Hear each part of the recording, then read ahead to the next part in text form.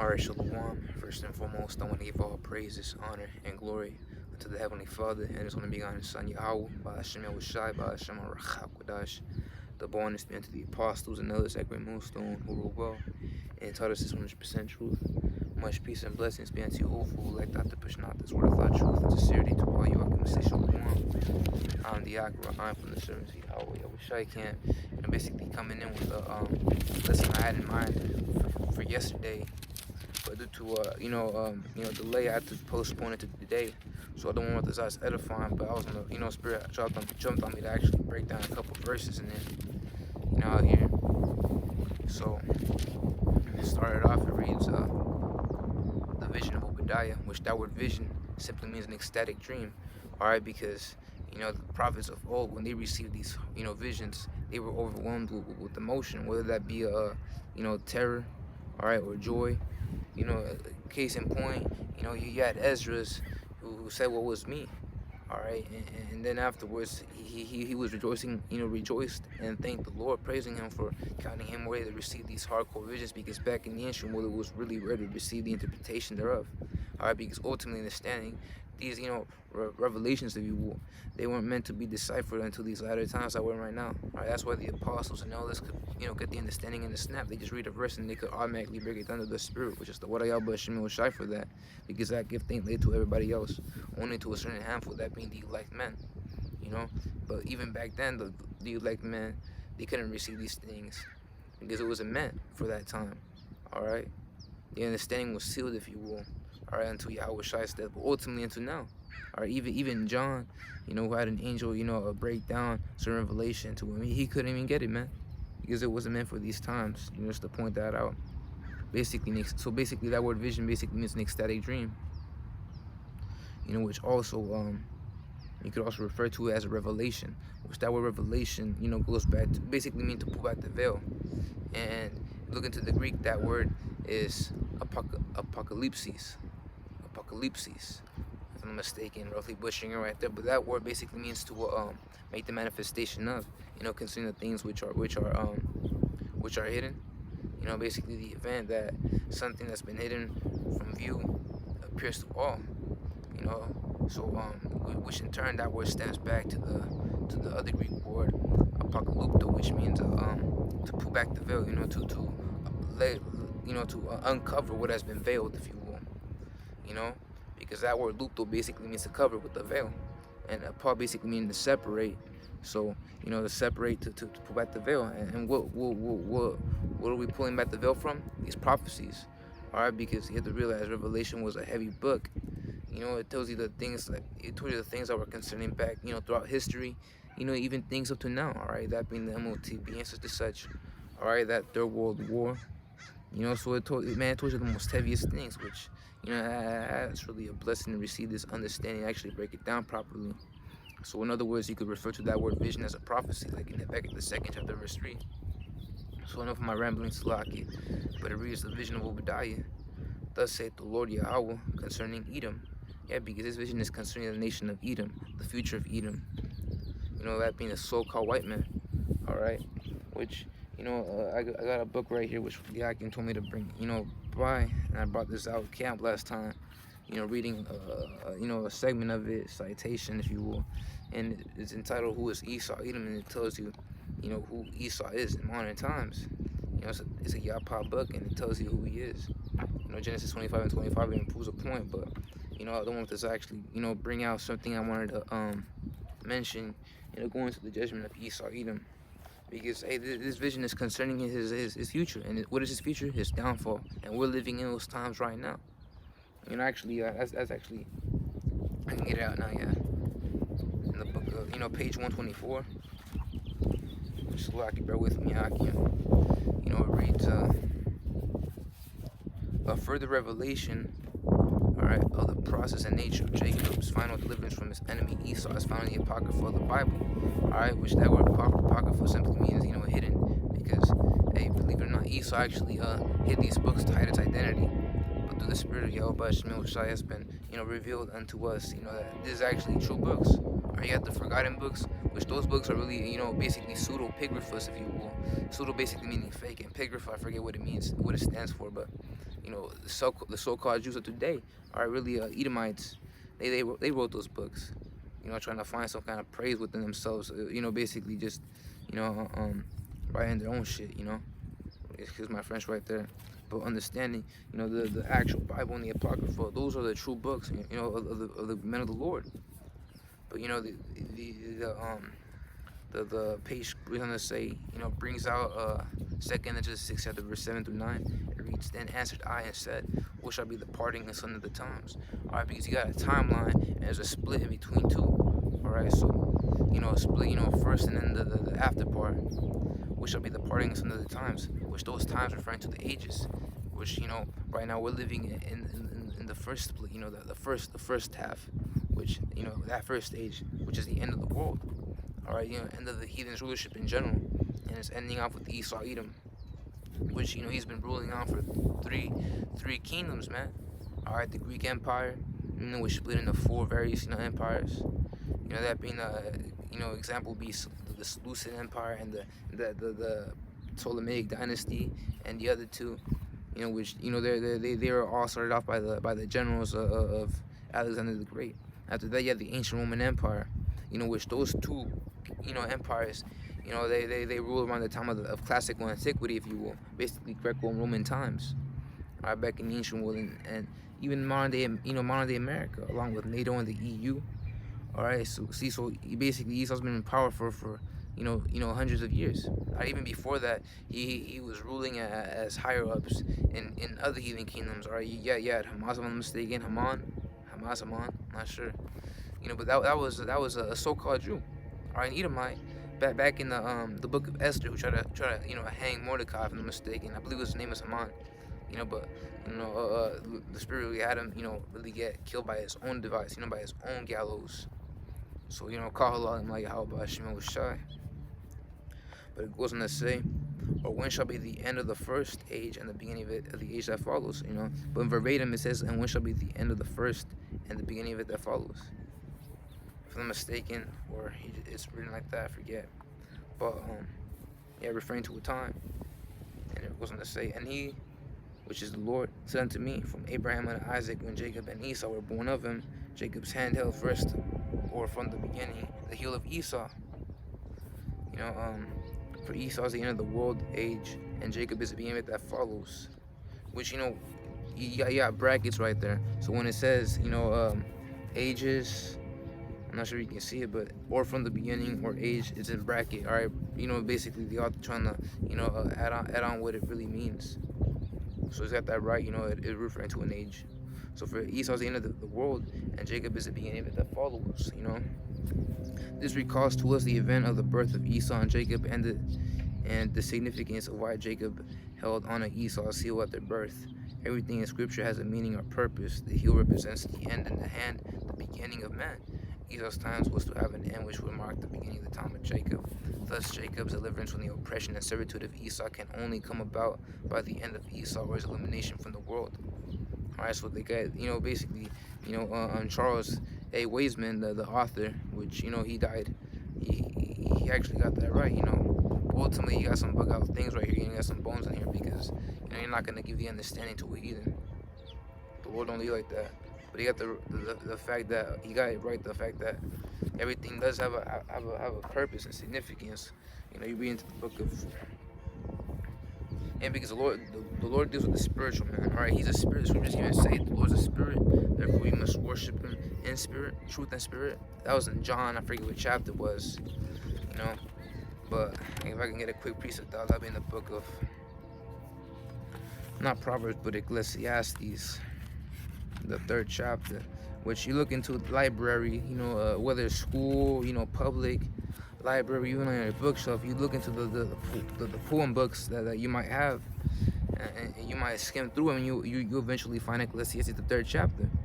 Alright, because believe it or not, the scriptures being the most poetic, and most, basically relevant, if you will, in any time. Alright, because in any time step, because the scriptures, the scripture for everything, like the other Apostle Gabar stated. So whether or not it might not apply to you, it does apply, in general. So yeah, Ecclesiastes, the 3rd chapter, is considered a poem, if you will, but it's little as well. So Ecclesiastes the third chapter, verse 1, it reads, "To everything there is a season," which that word season basically means a set time, a set period of time, a fixed point. Right now we're in a season, all right? We're in captivity for a season.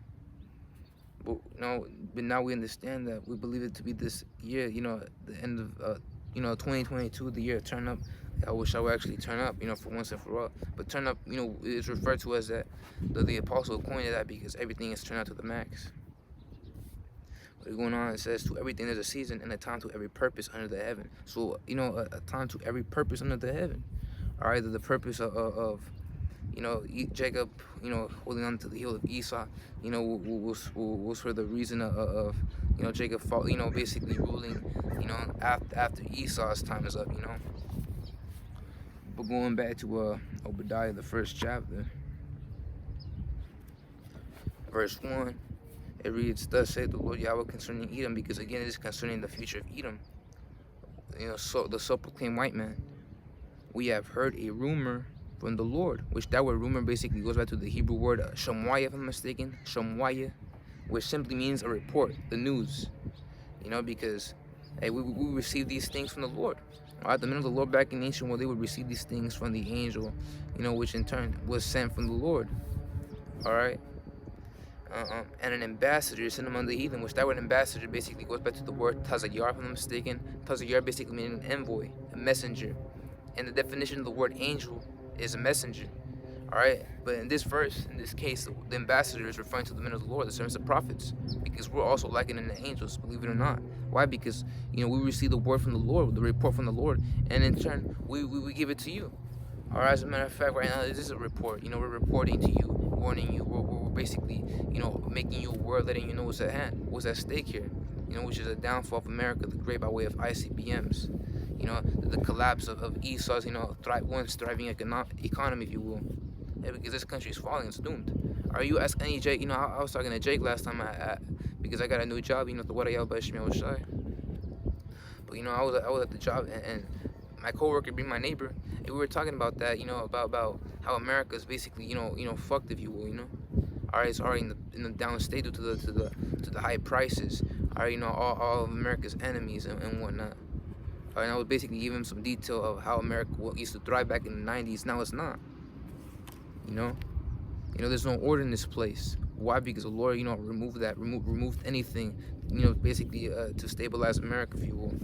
But going on, the book of Galatians, the 4th chapter, verse 14, which Paul was speaking in this case, but he made the statement, "You have received me as an angel of the Lord." And as the apostles and the elders, all right, and even the men of the Lord back in the scriptures, which we understand, those same men are reincarnated to the apostles and the elders and Yakim, in these times. But, they make this statement, bring out the scriptures, So we're going to bring the scriptures because that's how you prove a point. All right, they're not saying Hebrews, the 4th chapter, verse 16, the word of Yahweh is sharp as a two-edged sword. Oh, yeah, man. You can't go against this word. All right, but those that get stiff-necked and stubborn and butthurt about this thing of ours, after we basically prove their point by way of a scripture, cut them up, they say that's your belief. Well, same crackers like like same toothers like you, well, shot crackers as well, because they're prideful. You guys have that judgment coming, believe it or not. And you toothers, you guys are gonna partake with that judgment of Esau, Edom. Slovakia, page 16 and 28. Alright, bear with me. I can basically about to get out. Book of Galatians, the 4th chapter, right there it is.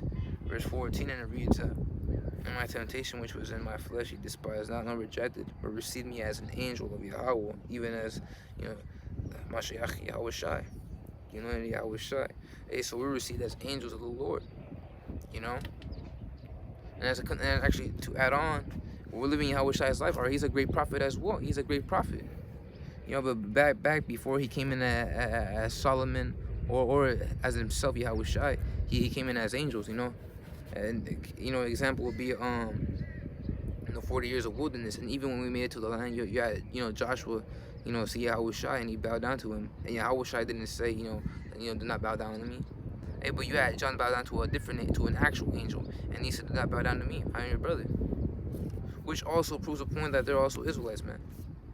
All right, but not in the flesh. All right, they're in the spirit, and because the Lord ordained it to be like that. But going on, verse 1 it says, "And an ambassador, all right, that being the servants of prophets, is sent among the heathen, and sent among the heathen. Why?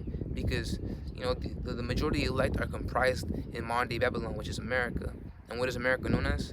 That great melting pot. I wish the other apostle Ryan I broke it down last time. But to quickly sum it up, it's basically the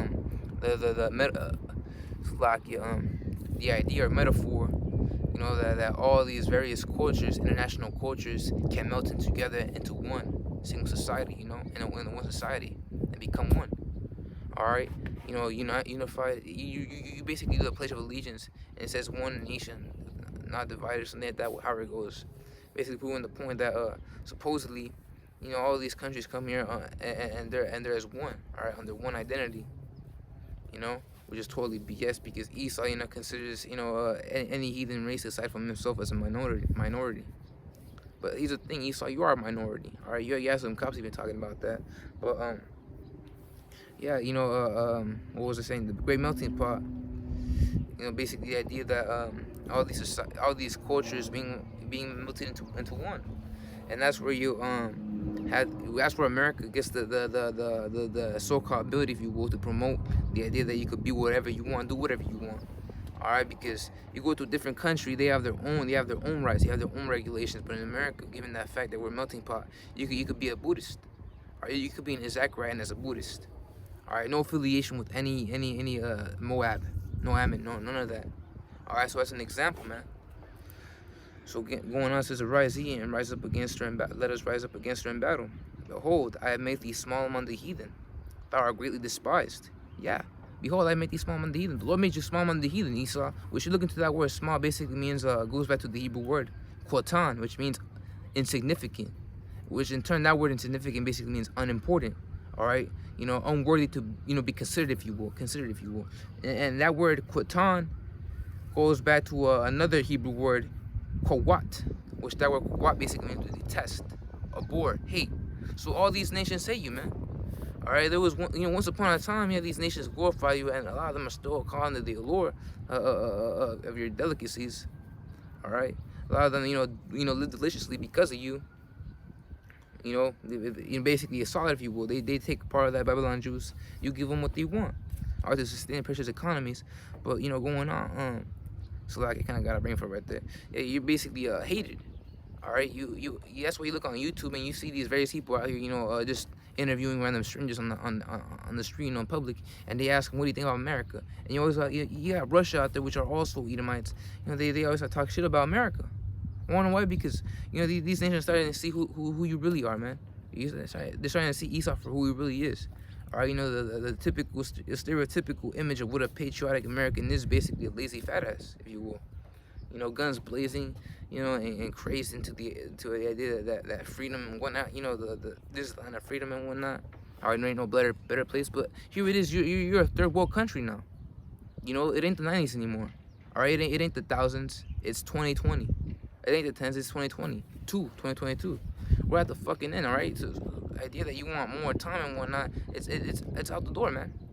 All right, it's over for you. You have been made small among the heathen, all right? And very soon it's gonna lead to that point where World War III is gonna come to pass, and all the confederacies that you've made, or all the alliances you've made, they're all gonna go against you, man. All right, you're hated. And also to add on to that, you see how Esau acts on live television, on live state TV. You got all these heathen, countries, upset about that. All right, how Esau talks shit about these other countries, and they're getting pissed and tired off of that. So what then? They want revenge, and the Lord's gonna give them that revenge by way of having to put on the spirit to have them, throw ICBMs on this bitch, man. Hey, because what America is, nothing but a bitch. All right, when John saw the vision of that woman, referring to this country, he saw an actual woman. All right, and America's like into a herd, a sheep. So this is a bitch. She's a bitch. So again, rereading it, behold, I have made thee small among the heathen. Thou art greatly despised. You're greatly despised. All right, you're disliked. People have disdain on you. All right, the Lord hates you. So the Lord hates you. Just think about all these other heathen nations and what the Lord, is capable of doing. Upon the Spirit to do whatever the hell He desires upon you, man. And then the scripture say in Job the 20th chapter that the Lord shall strike you down. But going on, it says, verse 3, the pride of thine heart hath deceived thee, which, if I'm not mistaken, that word pride basically goes back to the Hebrew word sadawan, which means self-esteem, all right? Because you're overconfident in yourself, you're arrogant. You think that you're this high and mighty person, this superior race, and that's where you get your white supremacy and that whites are superior race and whatnot. That idea, which really ain't shit. Or you can't even live under the sun. All right, here it is. I'm basically burning myself up in the sun. I'm tanning. But hey, the second you come out here and you're already red, all right, you need to put the sun lotion on you or that sunscreen on you. Or you gotta cover yourself up with the freaking umbrella. You can't be out here. You're against, nature's against you. Bro, you're out of order. You don't belong in this place, man. So to say that you're superior is all BS, man. All right? So the pride of thine heart, which that word heart goes back to the Hebrew word lab, which means mind. The pride of thine heart deceived thee. All right, so you're just basically being prideful, basically being puffed up. You're boastful. The pride of thine heart deceived thee. Thou dwellest in the clefts of the rock, whose habitation is high, which that's referring to on the mountain ranges. All right, that being Mount Seir, which that basically means the land of Edom, and later on will be known as Mount Petra, right, Idumea in the Greek. And then after that, you would dwell in the Caucasus region, all right, the Caucasus Mountains. Hence the term Caucasian. All right, see, so these things add up, man. All right, so you're a true caveman. All right, you're not a pharaoh. All right, you're not a king. You're not royalty. You're not this and that and the third. Like you portray yourself to be in these Hollywood movies or Hollywood movies, if you will. You're really nothing but a caveman. All right, an identity thief. All right, might as well call ADT. Because ADT, they are here 24/7. Actually, being, securing your stuff. All right, watching over you. We need an identity ADT. All right, because Esau, just basically being, bogus, bogusly trying to steal our stuff, claiming to be the Israelites. When we're the Israelites, man. And that's why I can't wait for the kingdom be y'all crackers down. All right, to be y'all crackers down and show you who you really are. Nothing but a damn clown.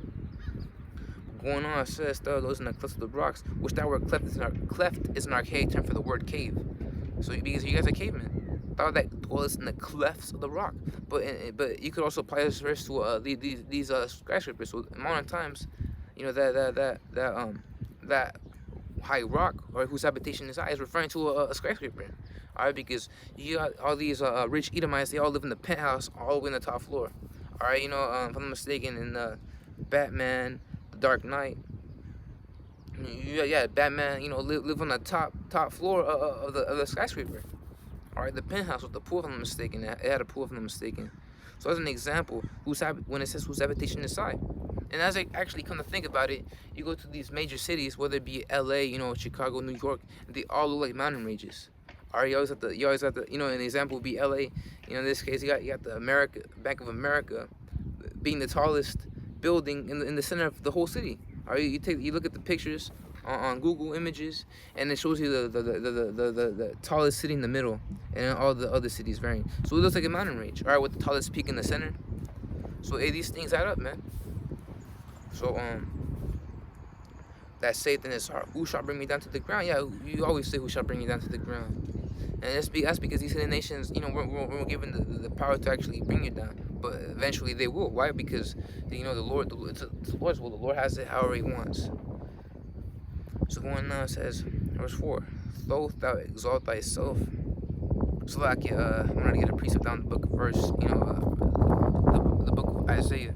Pursuant to verse 3, going to how Esau's deceived himself. So the book of Isaiah, the 47th chapter, if I'm not mistaken. Slakia, just technical difficulties with the wind.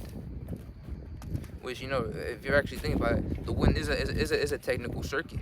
All right, that's in the book of Ecclesiastes, the first chapter, if I'm not mistaken. The wind turneth and whirleth back to how it went. pursuant to his circuits, really paraphrasing right there, because everything has a purpose. Everything is basically a mechanism. We're robots too. We're machines. What's our circuit? What's our mechanism? Basically used towards. All right, glorifying Yahweh by Hashem and Shai. All right, we are His glory as well. But the book of Isaiah, the 47th chapter.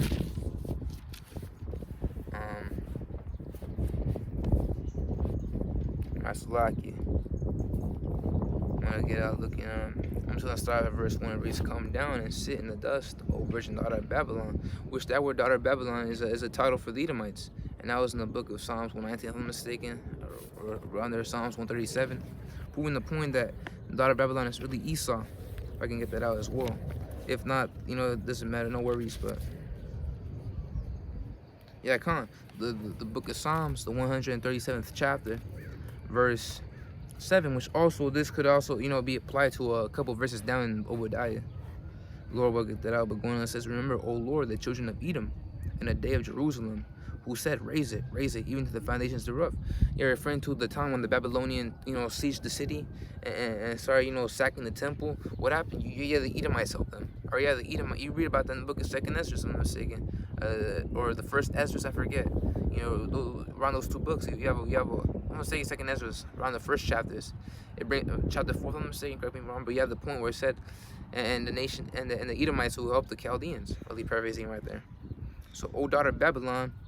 So raise it, which that word raise in verse 7, that word raise basically means to destroy, all right, which is where you get your word erase from, eraser, to basically destroy what you wrote down, all right, to remove it. So about that. So that's what it means by erase, to destroy, erase, even to the foundations thereof. O daughter of Babylon. The verse 7 is referring to the nation of Edom. How come it says O daughter of Babylon? Because it's the same people. How we're like in the daughter of Zion, and basically the nation as a whole. We're like into the daughter of Zion. Esau, it's like even for Esau, he's known as the daughter of Babylon. So, O daughter of Babylon, who ought to be destroyed, happy shall he be that rewardeth thee as thou hast served us. And we're gonna be happy to reward you double for what you did to us. All right, which is strictly prophecy. And we can't wait for that time to come. Because it'll be a time of rejoicing, man. But going back to Isaiah the 47th chapter, O virgin daughter of Babylon, referred to the Edomites, sit on the ground. There is no throne, there are the Chaldeans, which the Chaldean we understand to be the modern day elites. It's lucky about that. That sounds pretty right. But the Chaldeans referring to the modern day elites. For thou shalt not be called tender or delicate. Take the millstones and grind meal, uncover thy locks, make breadth the leg, uncover the thighs, pass over the rivers. Thy nakedness shall be uncovered, yea, thy shame shall be seen. I will take vengeance, and I will not meet thee as a man. All right, so Yahweh's just not going to meet thee as a man. He's going to come down in his full glory. All right, and Isaiah the 2nd chapter even states that, he shall come in his full glory. As he's coming down in the chariot, and alongside him will be the ICBMs, basically pelting this place down. All right, making it nothing but a freaking, oven. All right, a surface oven, and basically a grill. America will be nothing but a grill, and everything in it will be basically the meat. So I will take vengeance, all right, because the Lord does not like the idea that of you trying to be like him. All right, scriptures even say he shall be like the Most High, but I will bring him down. That was in Isaiah the 14th chapter. It's lucky about that. And that's really the fireman right there. But Esau's firemen won't help out for shit. All right, arguments with defense systems, everything that you try to do to protect yourself and prevent further damage, it will be too late. It will be basically to not. All right, you guys won't have any effect to compared to these ICBMs and the chariot lasers. So going on, it says, as for our Redeemer, the Lord of hosts is his name, that Redeemer being Yahweh Shai, the Holy One of Israel. Sit thou silent and get thee into darkness, O daughter of the Chaldeans, for thou shalt no more be called the Lady of Kingdoms. All right, because America being the chief of nations, and that being her, all right, again, a woman, she won't be prosperous anymore. All right. So all these nations are starting to, they're gonna betray this bitch, man. So going on, says, verse 4, though thou exalt thyself as an eagle, yeah, because what is an eagle? All right, you look at the trophic level, the hierarchy, the animal kingdom. the trophic level for the third trophic level being the top, all right, the apex predator, if you will, is an eagle, because the eagle is an apex predator, you know. So Esau, you know, likes to basically uplift himself and consider himself as an eagle, you know, which is where America, you know, is represented by the great bald eagle, and that's where its name is the American bald eagle, all right, because Esau primarily dwelling here in Babylon the Great, all right, that's where the because you got different types of Edomites, all right, over than Russia, over than the Europe, but the one that the Lord destroys is the one in America. You know, so these Edomites out here, they have to portray themselves as an eagle. But also in Russia, you got the double bald eagle. They like to, you know, consider themselves as this high and mighty people, which really they ain't shit. All right, so they exalt themselves as an eagle, and that's the book. Even the book of Genesis, the book of Deuteronomy, the 28th chapter. Actually, I'm gonna get this alphabetification second. Lord will this video stays, you know, because I don't have much space. But I don't want this you know, stays put, you know, the whole thing. I don't have to keep on doing parts to it. But the book of Deuteronomy, the 28th chapter, is referring to the Edomites. All right, and these are in reference to the curses that we have to go through, which the curses took place, you know, back in hardcore bondage, which was a couple hundred years ago in the beginning of this place, the beginning of this captivity. But Deuteronomy the 20th chapter, verse, go with me out again, you know, around 49 if I'm not mistaken. Alright, verse 48. Therefore shalt thou serve thine enemies, which the Lord shall send against thee, in hunger, alright, and in thirst, and in nakedness, and in want of all things, and he shall put a yoke of iron upon thy neck until I destroy thee. And who was the only nation ever throughout in basically in recorded history to actually have an actual yoke of iron around their neck? The so-called black men, because those are really Israelites. And who put those yokes of iron upon them? The so-proclaimed white man. So that should be another fact. That's more factual evidence that the modern-day Edomites are really Esau. You know, it's like the so-called white man. So the Lord shall bring a nation against thee from far, from the end of the earth. Yeah, because they came from Europe. They came to West Africa, enslaved the Southern Kingdom, and also 1492. You had you know, a so-called Spanish, which were really Edomites, by way of Christopher Colon. You know, come over here on ships and start, you know, basically doing the conquest. Or with the Inquisition, you know, not the Inquisition, the conquest, Slovakia, you know, in America. So they came from Europe, you know, they come over here and started sacking our villages and whatnot, you know, for Northern Kingdom, enslaved Southern Kingdom over there in West Africa, brought them over here on slave ships, and basically did more hell upon us. And that's why the 1800s is represented by our demise. All right, with the Mexican-American War.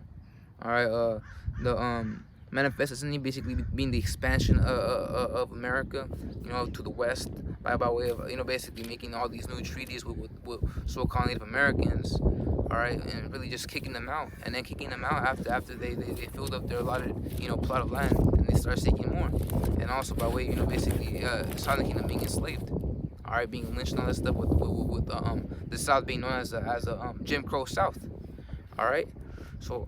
1800s is basically a perilous time for our people, man. You know, so it says, the Lord shall send Slacky. I already read that part.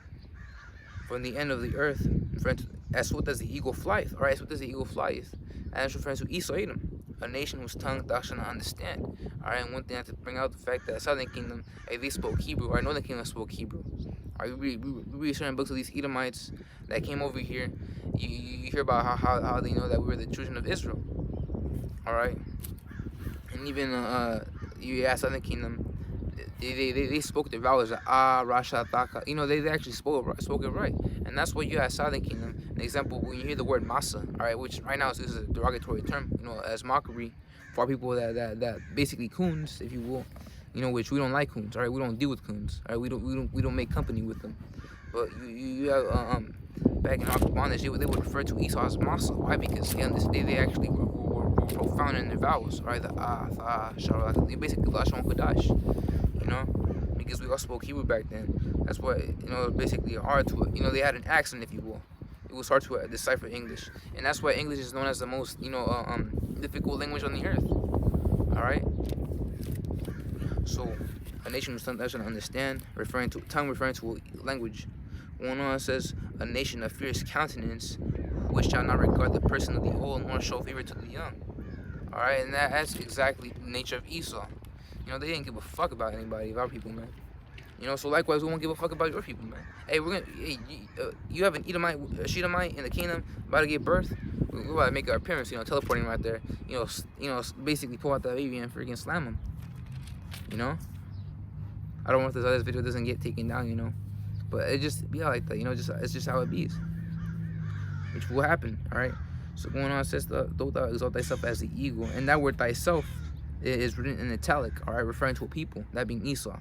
But "Though thou exalt thyself as the eagle, and though thou set thy nest among the stars." Among the stars, why? Because he went to space. Alright, from 1969, 1970 was the peak that Esau reached, was a point he started falling down. Because, you know, I forget one of the Yakim said, if I'm mistaken, one of the apostles said that he had to reach the top, you know, his highest peak to fall down, you know, quickly and hard. You know, because hey, you look at the stock, you know, stock exchange chart, whatever. You set the little arrow. If it's low and it falls down quickly, it's nothing. But if it goes all the way up and it goes down, crashing that hard, it really impacts, you know, negatively. As a negative impact. So likewise, the Lord is about to negatively impact Esau, Edom, you know, from giving them all this prosperity to not. All right, that's why the 50s were known as the golden age of America, and they were really prosperous back then, but not anymore. All right, majority of these American cities, they're really ghetto as fuck, man. All right, they're really low. All right, the crime is, especially right now in these times, they just even say that iniquity shall abound. All right, for the love of men shall wax cold, therefore iniquity shall abound. And so all these people are, you know, all these cities, they're becoming crime ridden now. All right, go over there to Times Square. You got crackheads now, and you've had crackheads since last year. And that used to be a tourist location, a tourist destination. You know, so I'm going to show you how the Lord is basically abasing America. So, and though thou set thy nest among the stars, basically going how Esau went into space.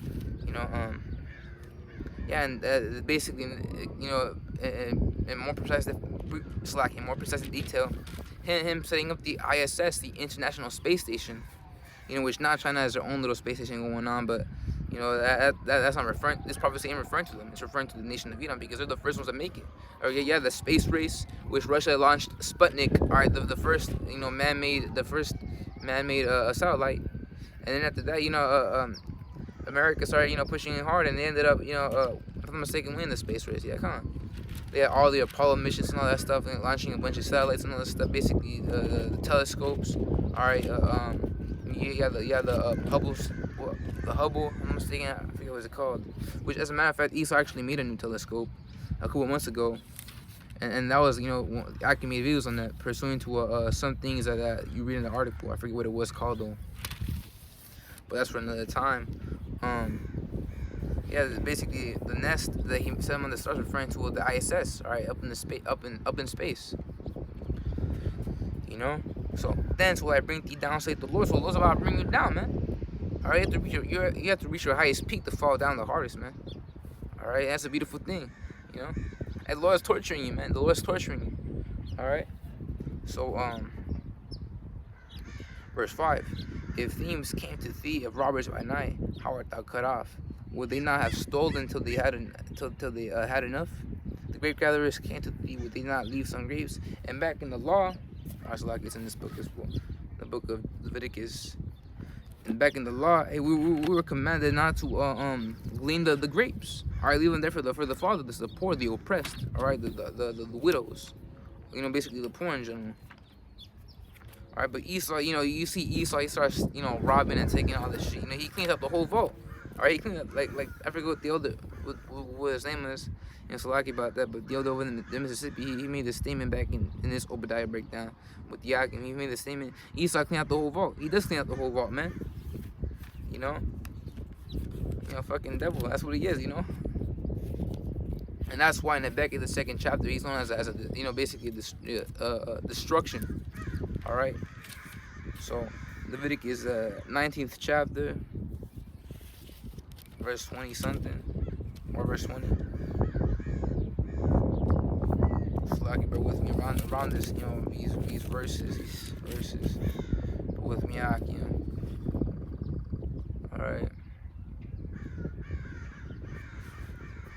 The 18th chapter, or 19th chapter around here. With Yakim. So, I can't find it then. It's too wild, you know. Basically going into the law where you're not supposed to clean the grapes, but I cannot seem to find it right now. Alright, so with that being said, I'll just leave it at that. You know, it would have been to whether to actually bring it out, but you read about how we're not supposed to clean the grapes. You know? But Esau, you know how Esau is. Esau take everything. But going back to Obadiah, the first chapter.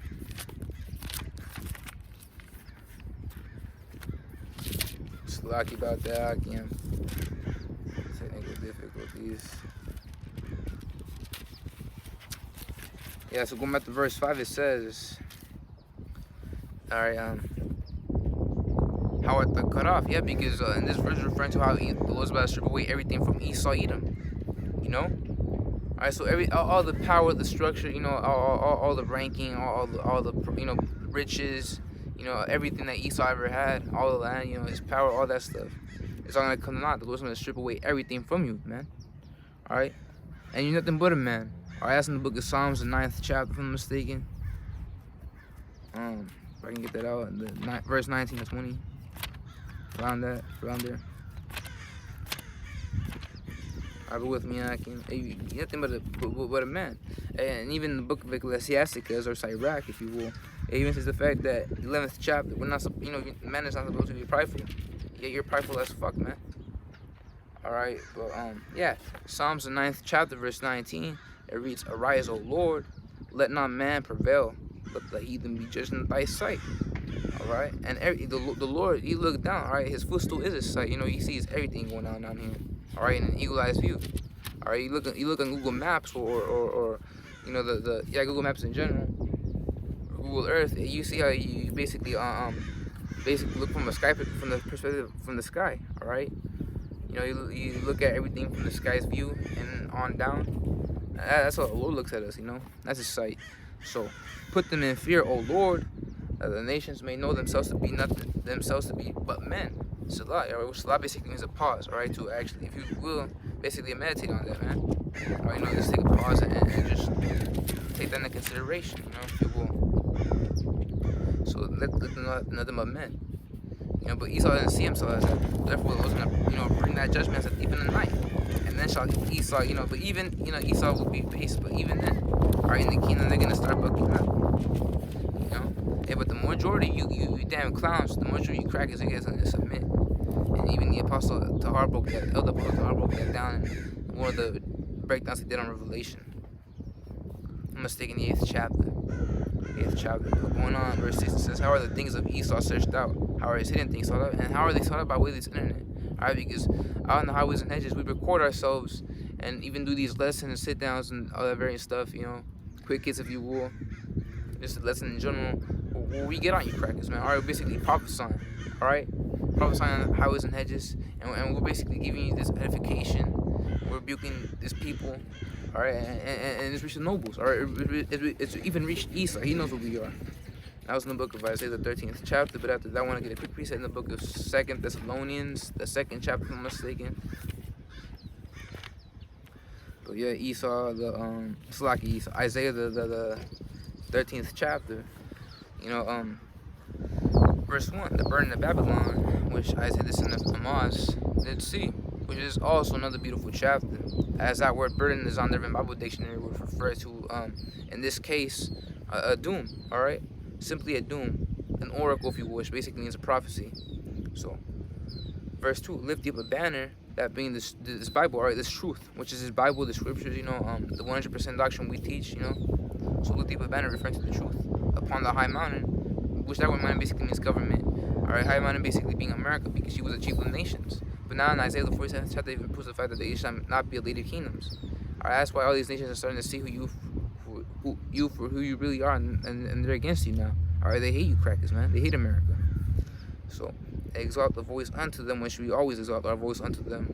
That's why a lot of the Akim, like the apostles and the elders, back a couple of decades ago, they used to yell. All right, they were loud, man, like a trumpet. You blow a trumpet, that thing is loud as hell. We're supposed to be, like that. That's why we just even say, cry loud and spare not, lift up thy voice like a trumpet. Really paraphrasing it right there. So going on, it says, exalt the voice unto them, shake the hand, referring to, basically prophesy against it, that they may go into the gates of the nobles. Those nobles basically being these modern day politicians, everybody in Congress, these spokespeople. All right, a lot of these people out here in the White House and the Capitol, all these head honchos, if you will, all these higher ups, the elites. These are the nobles, man, and they know what's up. All right, because it's reached them, man. And that's deny it, but hey, it's not, ain't gonna be that way. I'm gonna get another piece down the book of 2 Thessalonians, the 2nd chapter, if I'm mistaken. But with me, Akim. If I can find it, but with me, Akim. Verse 7. Alright,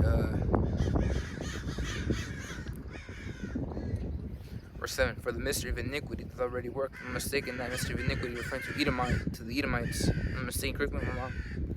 Doth already work. Only he, which referring to Yahweh will now will let, until he be taken out of the way. And that other he, referring to Esau, because eventually the Lord's gonna bring his ass down. And then shall the wicked, already referring to basically Edomites again. And that's one of the another titles that they retain. The wicked, as stated in the book of Malachi, the 1st chapter, verse 4. All right, then shall they call them the word of wickedness. So really, the wicked is what they're called. Because Esau's the most defiled, immoral, wicked being in the entire earth, man. All right, in the entire existence. That's why the scriptures say, can anything bring a clean thing out of an unclean? The answer is no. All right, Esau is made unclean. He was created unclean, programmed to be unclean. You can't make him righteous. He's the wicked. That's because the Lord set it up like that, a just balance. He has his favorite and he has his enemy. So and then shall that wicked be revealed. All right, which we're revealing your ass, man. All right, we're basically revealing by way of 2nd Ezra, 6 chapter, verse 7 through 9, and all this other stuff. Basically exposing the things you committed. All right, all the atrocities done in the past were all done by you. All right, you guys are the modern day Edomites, and we're basically in the world know that. All right, we're basically giving the answers here. So and then shall that wicked be revealed, whom the Lord shall consume with the spirit of his mouth, and shall destroy with the brightness of his coming. Obviously, these chariots are gonna, hey man, these chariots are no joke. Are they gonna come at your ass, man? All right, you think your jets are gonna do shit? Hell no. It sucks to be you, man. It sucks to be in this flesh as well. We say that, man. All right, we hate this flesh, man. We're all pissed off that we look ugly, just to throw it out there, inside, because we're inside because we're really ugly, but we're really frail, man. We're really feeble. We're really fragile, man. All right, one simple little snap, we're broken immediately. And that's why we desire the spiritual bodies now. Which those spiritual bodies will come by way of this downfall, the destruction of America. Because the deliverance will come by way, of chariots, so-called UFOs, and they're going to beam us up. And that's what we just even say in 1 Thessalonians, the 4th chapter, verse 17. Then shall we be changed in the twinkling of an eye. So in a quick second, man, a quick millisecond. And time goes by fast in the spirit world. So I can be talking about how would it be, will it be, since time moves differently in the spirit world, will be like, would it be like several hours in the spirit world before we get changed? But the answer is no, because everything moves fast up there, compared to here. Whereas, our perception of time is slow as hell. So in the twinkling of an eye, it'll be in a snap, So we're gonna see how it is. Because I can, be meditating on certain things, but then again, you have to deeply ponder it, and then this is, the answer's right there.